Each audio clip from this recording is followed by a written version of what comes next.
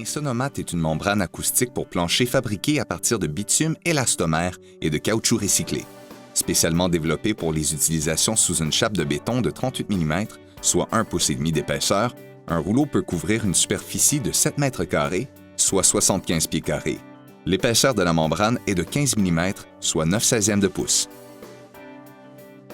Avant l'installation de la membrane Insonomat, le pontage de bois doit être libre de tout débris tels que des éclats de bois, vis, clous qui pourraient perforer la membrane au moment de la coulée du béton sur celle-ci. En général, un bon coup de balai suffit pour préparer la surface. Il faut aussi s'assurer qu'il n'y a pas de vis ou de clous sur le côté des lisses sur lesquelles la membrane Insonomat sera remontée. Bien que non obligatoire, une température ambiante d'au moins 5 degrés Celsius favorisera une meilleure adhérence du joint latéral autocollant. Si la lisse du bas du mur est installée avant d'avoir coulé le béton, il faut recouvrir les lisses avec des bandes de contreplaqué de bois ou de bois aggloméré d'une épaisseur de 12,5 mm. Les lisses ainsi recouvertes deviennent la référence d'épaisseur pour la coulée de béton.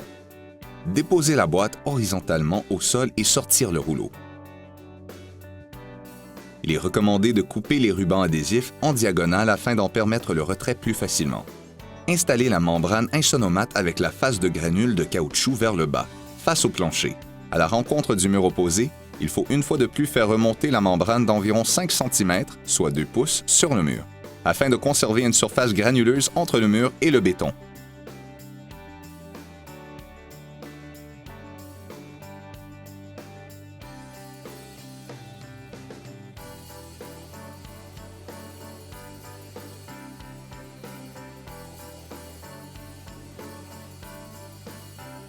L'installation commence au bord d'un mur d'une pièce. La première rangée au bord du mur se pose en relevant le côté muni de la bande autocollante de chevauchement sur le long du mur. Toute la bande autocollante et au moins 5 cm doivent monter sur le mur. Cette opération doit être répétée pour tous les murs et divisions et a pour but de toujours avoir une surface granulée entre la future dalle de béton et les murs. Pour la portion de membrane située dans l'angle intérieur des murs, fabriquer manuellement un coin et le recouvrir de ruban adhésif de construction afin de préserver l'étanchéité. Les rangées subséquentes sont ensuite posées en les chevauchant latéralement une à une grâce à la bande autocollante de chevauchement non granulée prévue à cet effet.